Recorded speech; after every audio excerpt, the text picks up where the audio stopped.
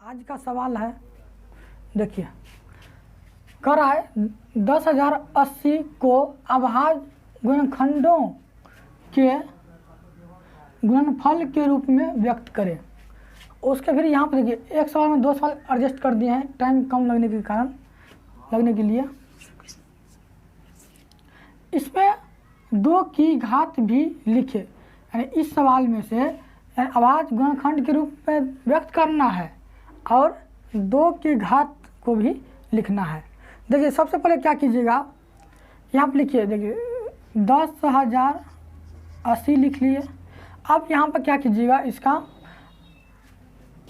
इसका एलसीएम लीजिए। एलसीएम लीजिएगा, 2 से लगाए तो 5 दूनी 10, 0। आप तो जानते हैं होंगे एलसीएम।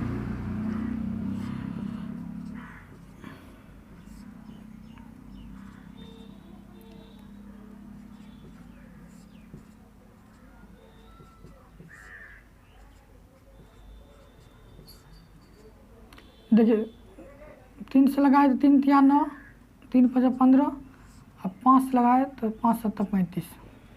देखिए यहाँ पर जो है इसका एलसीएम लिए तो 2 से लगाए तो ये कितना 5,040 हुआ, फिर 2 से लगाए उसका आधा, यानी 2 से भाग करने का मतलब क्या हुआ कि उसका आधा, संख्या क्या आधा। तो 2 से लगाए फिर तो 2 से ये इसका आधा, यानी 5,040 का आधा 2520, फिर 2 से लगाए तो 1260, फिर 2 से लगाए तो 630, फिर 2 से लगाए तो 3 से 15, फिर 3 से यानी तिहाई हो जाता है 3 से, तो 3 एकान 3, एक उतना देख नहीं लगा तो 0, तो यहाँ पर क्या 15, 3 5 15, फिर 3 से लगाए तो 35 या 105, फिर 7 5 35। अब जो भी निकला है इसको यहाँ पर लिख दीजिए, तो 2 गुना 2 गुना 2, 2 कितना है 1 2 3 4 5, 5 है 2, तो 5 से लिख दीजिए 1 2 3 4 5, सही है। उसके बाद देखिए 3 कितना है 1 2, तो 2, 5 कितना है 1 5 है और 1 7 है, ठीक। यहाँ अब इसको मिटा देते हैं। देखिए 10,080 का एलसीएम लिए तो ये इतना निकला, ठीक। अब क्या करा है, अभाज्य गुणनखंडों यानी गुणनखंड कर दिए के गुणनफल के रूप में व्यक्त कीजिए। ये सवाल पूछता है, तो इसको फिर क्या कीजिएगा एक स्टेप कि 2 का कितना पावर, यानी पावर देना है तो 2 कितना बार आया है उसको पावर में बिठा दीजिए। 1 2 3 4 5, तो यहाँ पर हो जाएगा 2 बार 5 गुना 3 है तो फिर 3 कितना है तो 1 2, तो 2 है तो 2 बिठा दीजिए, फिर 5 है तो 5 अकेले है यानी 1 ही है तो 1, फिर 7 भी 1 है तो ये, यानी इसका हो गया यही, यानी अभाज्य गुणनखंड के गुणनफल के रूप में व्यक्त कीजिए, तो यह इसका आंसर यहीं पर हो गया, ठीक। यहाँ पर आगे छोड़ देना है। उसके बाद ये इसमें करा है कि 2 की घात भी लिखिए। कभी कभी सवाल देता है कुछ भी कहेगा 5 का घात लिखिए, 8 का घात लिखिए, 3 का घात लिखिए, 2 का घात, जो भी कहेगा उसका पावर को देख लीजिएगा। तो यहाँ पे करा 2 की घात, तो 2 की घात बराबर, तो 2 की घात यानी 2 की घात कितना है, 2 का पावर कितना है तो 5, तो ये हो गया 5। 2 की घात कितना है 5। करा संख्या 25, 2520 और 54 के अभाज्य गुणनखंडन विधि द्वारा एलसीएम यानी लॉस और एचसीएफ मॉस ज्ञात करें।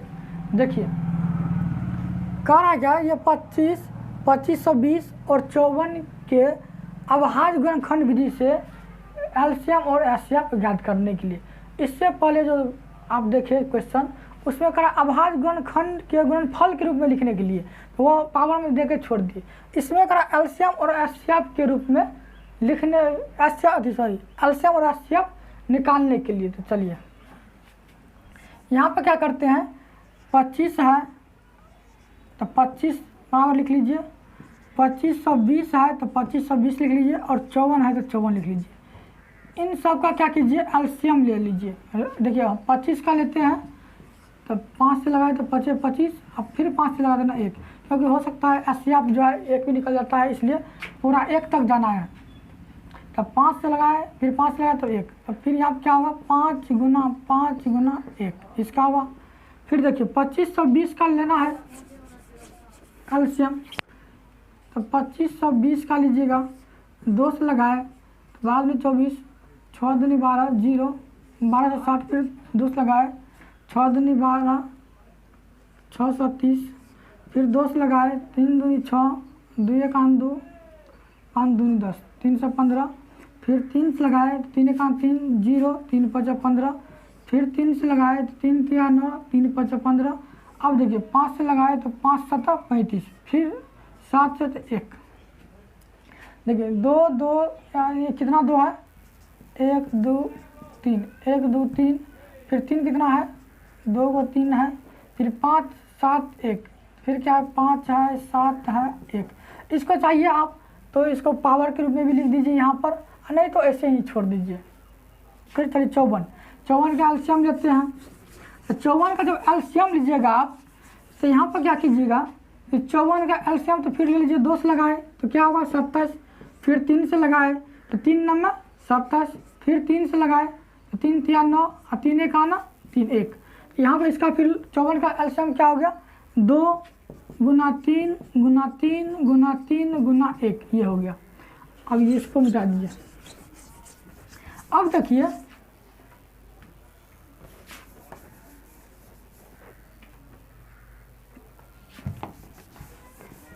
देखिए हम क्या किए, ये जितना अंक रहेगा उतना का जो है अपना एलसीएम ले लीजिएगा, जो भी संख्या रहेगा उसका एलसीएम ले लीजिएगा। तो 25 है तो 25 का एलसीएम ले लिए, 2520 है 2520 का एलसीएम लिए, 54 है 54 का एलसीएम ले लिए। अब क्या निकालना है, करा एलसीएम और एचसीएफ ज्ञात करने के लिए। तो क्या लिखेगा यहाँ पर, फिर से एक बार लिख लीजिए, 2520 और 54 का एलसीएम बराबर। इसमें क्या कीजिए, देखिए अपना सबका बनाने का सब तरह का तरीका है, सब टीचर सब तरह से बताएगा आपको, लेकिन हम आपको सबसे सरल विधि से बता रहे हैं। देखिए जो बड़ा वाला अंक है उसका सब लिख लीजिए, यहाँ पर गुणनफल जितना भी है ये सब लिख लीजिए। क्या 2 गुना 2 गुना 2 गुना 3 गुना 3 गुना 5 गुना 7 गुना 1 तक लिख लीजिए, कोई बात नहीं, ये पूरा इसमें लिख लिए। अब क्या कीजिएगा, जो लिख लिया उसको छोड़ दीजिए। उसके बाद दूसरा जो अंक बचा है, दूसरा जो संख्या बचा है, दूसरा संख्या में देखिए इसके अंदर आ रहा है कि नहीं आ रहा है। अगर आ रहा है तो उसको छोड़ दीजिएगा, और नहीं आ रहा है तो उसको फिर गुना के रूप में दे दीजिएगा। देखिए 25 का क्या है, 5 गुना 5 गुना 1। तो देखिए यहाँ पर क्या कितना 5 है, 2 5 है, इसमें पूरा में कितना 5 है, 1 ही 5 है, यानी 1 5 की क्या है, कमी है। तो 1 5 यहाँ पे फिर से क्या कीजिए, गुना के रूप में दे दीजिए। अब देखिए 1 है तो 1 यहाँ पर ले लिए है, चलिए ये पूरा इसमें आ गया, चलिए ये भी आ गया और ये तो लिए ही है। आप चलिए 54 में मिलाइए, 2 है इसमें 1 2, इसमें भी 3 2 है, तो ये चलिए ये इसके अंदर चले आए, यानी जो भी आप एलसीएम में ले लिए हैं उसके अंदर ये पूरा आना चाहिए। चलिए 2 इसमें आ गया, इसमें भी 2 है, तो 3 इसमें कितना है, 1 2 3, इसमें 3 कितना है, 3 गो, इसमें कितना है 1 2, यानी 3 कितना है, 2 1 3 है, 1 3 क्या है, कमी है, 1 3 जो कम है तो यहाँ पर 1 3 से फिर क्या कीजिए, गुना कर दीजिए। तो ये देखिए आप फिर से वो मिला लीजिए, जो है वो पूरा लिख दिए, 2 गुना 2 गुना 2, फिर गुना 3 गुना 3 गुना 5 गुना 7, यहाँ तक तो लिख दिए अब तक। इसके बाद ऊपर से मिलाए तो ऊपर में 2 को 5 है, इसमें 1 ही 5 था, तो 1 5 फिर से गुना के रूप में दे दिए, फिर 1 तो 1 यहाँ पर है ही। उसके बाद ये दिए हैं, ये लिख लिए हैं, फिर ये देखिए इसमें 1 2 है, इसमें 3 3 है, 2 है, तो फिर इसमें तो आ गया इसके अंदर, इसमें 3 3 है, लेकिन इसमें कितना 3 था, 1 2, 2 1 3 है, तो आप क्या कीजिएगा 1 3 और गुना के रूप में दे दिए। चलिए इसका आप क्या कीजिए, इसको आप क्या कीजिएगा, गुना कर लीजिए। देखिए अभी नए हैं तो थोड़ा सा भाषा इधर उधर थोड़ा हो जाता है।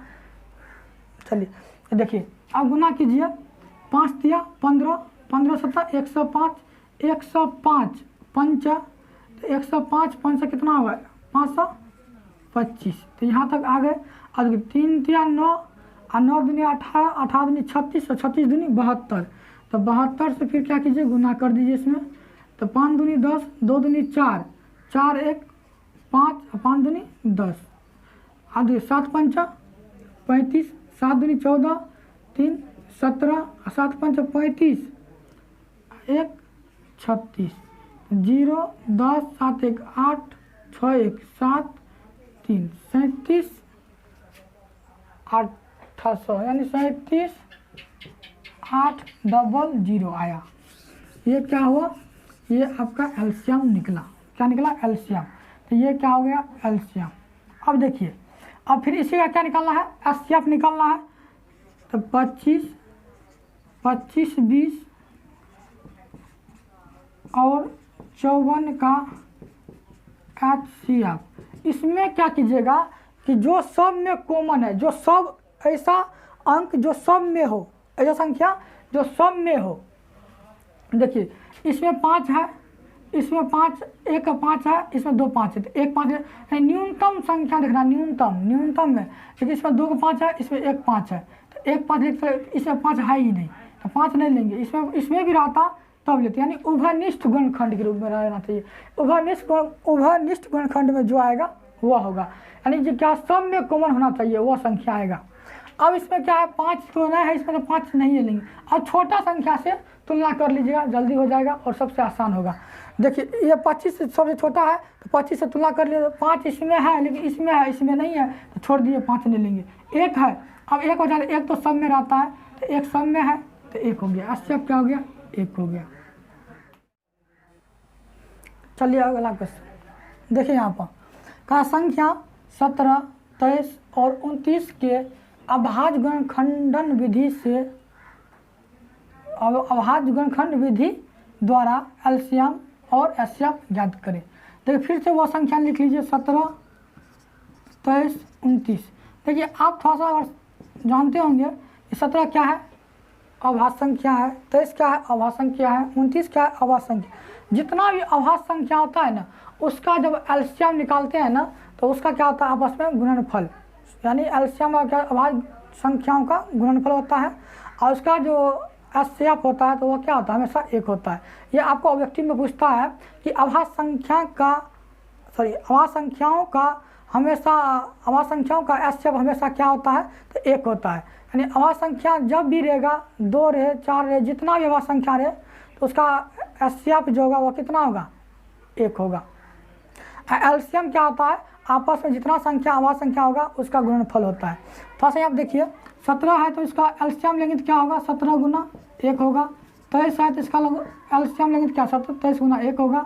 29 का होगा तो 29 गुना 1। यहाँ पे 17, 23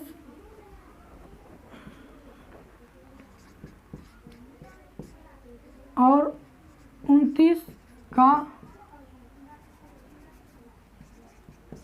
एलसीएम बार क्या होगा, 17 गुना 23 गुना 29 हो जाएगा। 17 गुना 23 गुना 29। अब इसको गुना कीजिए,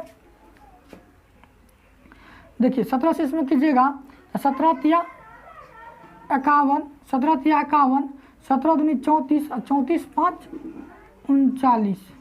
अब फिर इसमें 29 से गुना कर दीजिए, 9 को 9 पड़ेगा तो 81 का 1, 9 तिया 27, 27 8 35। अब देखिए 2 से कीजिए, 2 का ना 2, 2 9 18, 2 तिया 6 1 7, 9 3 8 5 13, 7 3 10 1 11, 9 2 1 3 8 5 13, 7 3 10 1 11। ये कितना आया, इसका एलसीएम आया 11 33 9। ये आ गया इसका एलसीएम। देखिए गुना अपना से भी कीजिएगा, अच्छा से हो सकता है मिस भी होता है कभी का। देखिए इसके बाद का है 17, 23 और 29 का एचसीएफ। इसमें एचसीएफ आपको बताया था, एचसीएफ वो संख्या होता है जो सब में कॉमन होता है। क्या होता है, सब में कॉमन होता है, उभयनिष्ठ गुणनखंड बोलिए। तो ये क्या है, सब में कॉमन क्या है, देखिए 17 सब में ना है, और 23 भी सब में ना है, 29 भी सब में ना है, तो सब में क्या है, 1 है, तो क्या होगा, 1 हो जाएगा। देखिए इसमें कभी काल सत्यापित करने के लिए पूछता है, या 2 संख्या देता है, कहता है एक एलसीएम देगा तो बोलेगा एचसीएफ ज्ञात करे, एचसीएफ देगा तो एलसीएम पूछेगा। इस टाइप से भी क्वेश्चन बता देते हैं। कह रहा है 2 संख्याओं का गुणनफल 1000 तथा एचसीएफ 10 हो तो एलसीएम ज्ञात करें। देखिए इस टाइप के सवाल में क्या कीजिएगा कि जो दिया उसको अच्छा से समझ लीजिए कि दो संख्याओं का गुणनफल, दो संख्या है उसका गुणनफल कितना दिया है 1000, एलसीएम निकालना है और एचसीएफ 10 दिया है। देखिए दो संख्या जो है, दो संख्या गुणनफल लिख लीजिए आप, दो संख्याओं का गुणनफल कितना दिया है 1000, 1000 लिख लीजिए। उसके बाद दिया है एचसीएफ, तो एचसीएफ 10, और क्या निकालना है एलसीएम निकालना है। आप जानते हैं कि दो संख्या को आपस में जो गुना कीजिए, जो निकलेगा गुना करके उसी के बराबर एलसीएम गुना एचसीएफ होता है। तो यहाँ पर हम लिख लेते हैं